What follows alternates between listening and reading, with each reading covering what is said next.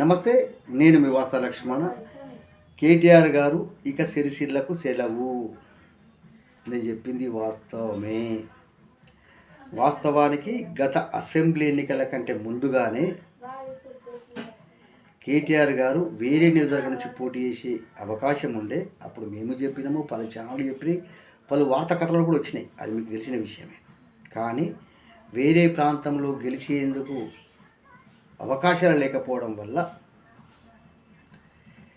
సిరిసిల్ల నుంచి పోటీ చేసి పద్మశాలి ఓటు చీల్చేందుకు ఒక పార్టీ అభ్యర్థిని తానే పోటీ చేయించినట్టు సమాచారం.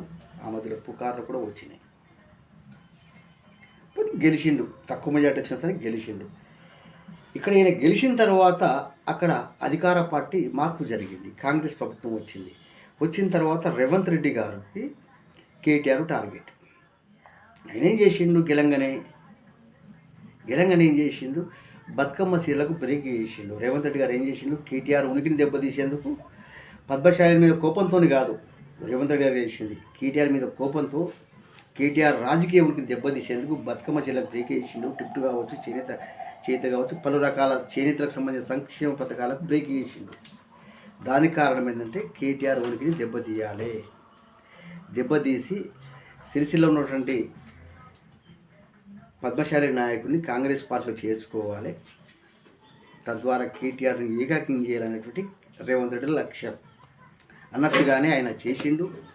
నిన్న కొన్ని పథకాలను మళ్ళీ పునఃప్రారంభించిన రేవంత్ రెడ్డి గారు. అంటే సిరిసిల్లలో ఏంటంటే అక్కడ నేత పరిశ్రమ కాబట్టి, అధికార పార్టీ వైపు ఉంటే నేత పరిశ్రమ నడుస్తుంది కాబట్టి అక్కడ పోక తప్పని పరిస్థితి పద్మశాలి నాయకులకు. కాబట్టి నేనేమంటున్నా అంటే ఇక్కడ నుంచి సిరిసిల్లలో కేటీఆర్ పట్టించుకోడు. కేటీఆర్ నాకెందుకు అన్నట్టే ఉంటాడు. ఇంకొక విషయం ఏంటంటే సిరిసిల్లకు కేటీఆర్ అభివృద్ధి చేసిండు అని మీరు అంటున్నారు కదా మిత్రారా. ఆ అభివృద్ధి మాటున పద్మశాలి సమాజానికి భారీ నష్టమైందో మీకు ఈ వీడియో తర్వాత చెప్తాను. ఇట్లా ఫాలో అవుతుండండి. ఏదేమైనా సరే సిరిసిల్లలో కేటీఆర్ చాప్టర్ క్లోజ్. ఆయన సిరిసిల్ల పద్మశాలి సమాజానికి సిరిసిల్ల నియోజకవర్గం దూరంగానే ఉంటాడు. కాబట్టి ఇప్పుడు అక్కడున్న పద్మశాలి నాయకులకు నేను చెప్పేది ఏంటంటే అతిపెద్ద ఓటు బ్యాంకు, అతిపెద్ద జనాభా ఉన్నటువంటి సిరిసిల్ల నియోజకవర్గ పద్మశాలి సమాజానికి నేను చెప్పేది ఏంటంటే అక్కడ సిరిసిల్ల పద్మశాలి నాయకుడు ఎమ్మెల్యే కావాలన్నది 7 దశాబ్దాల కళ. ఇప్పుడు ఆ కళ సాకారమయ్యే సమయం ఆసన్నమైంది. ఇప్పటి నుంచి పద్మశాలి ఏకం చేసుకునే ప్రయత్నం చేస్తే వచ్చే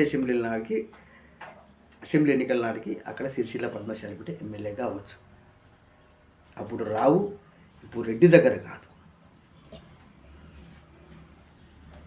అప్పుడు రావు దగ్గర, ఇప్పుడు రెడ్డి కాళ్ళ కాడ ఉత్సవం కాదు.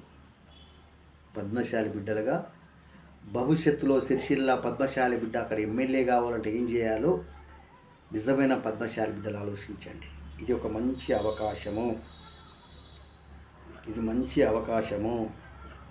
ఆలోచించండి సిరిసిల్ల పద్మశాలి సమాజమా. సిరిసిల్లలో టీఆర్ఎస్, కాంగ్రెస్, బీజేపీ 3 పార్టీలకు హఠావో, పద్మశాలికి బచావో. ఏ పార్టీ పద్మశాలి నాయకునికి ఎమ్మెల్యేగా అభ్యర్థిగా అవకాశం ఇస్తే ఆ పార్టీకి పద్మశాలి జిందాబాద్ కొట్టాలి. అట్లయితే పద్మశాలి ఎమ్మెల్యే గెలుస్తాడు. లేదు ఇండిపెండెంట్గా పోటీ చేసి గెలుస్తాడు, కానీ మన ఓటు మనం వేసుకుంటలేము. తద్వారా యూసిన్లా వాడు గెలితే వీడి గెలితే వాడు దొక్కుతుండు, వీడు దొక్కుతుండు. దానికి ఫలితం నేత కార్మికులు ఆకలి చావులు. మరి మన సమాజాన్ని మనమే తొక్కేసుకుందామా? మన సమాజాన్ని మనమే ఆకలి చావులకు గురి చేస్తామా? లేదా సిరిసిల్ల పద్మశాలి 70 ఏళ్ల కల సాకారం చేసుకోవాలంటే ఇప్పటి నుండే పద్మశాలి నాయకత్వ నిర్మాణం చేసుకోండి. అక్కడ కొండలక్ష్మి బాబుజీ సాక్షిగా పద్మశాలి బిడ్డ ఎమ్మెల్యేగా ఉండాలి అనుకునే వాళ్ళు వీడియో షేర్ చేయండి. నమస్తే. ఎంతకాలం బానిసలుగా బతుకుతాం? ఇలా చాలామంది అంటారు కేటీఆర్ వచ్చిన తర్వాత సిరిసిల్ల అభివృద్ధి చెందిన అంటారు. నేను మాత్రం అభివృద్ధి చెందినడం లేదు, సర్వనాశనం అవుతున్నది. ఇది వాస్తవం చెబుతున్నా. కేటీఆర్ అనేవాడు ఒక బాహుబలి సినిమాను చూపిస్తున్నాడు, ఒక గ్రాఫిక్స్ మాయాజాలను చూపిస్తే మనల్ని మాయమాటలు చెప్పి మోసం చేస్తున్నాడు. మనం ఇంకా మోసపోతూనే ఉందామా?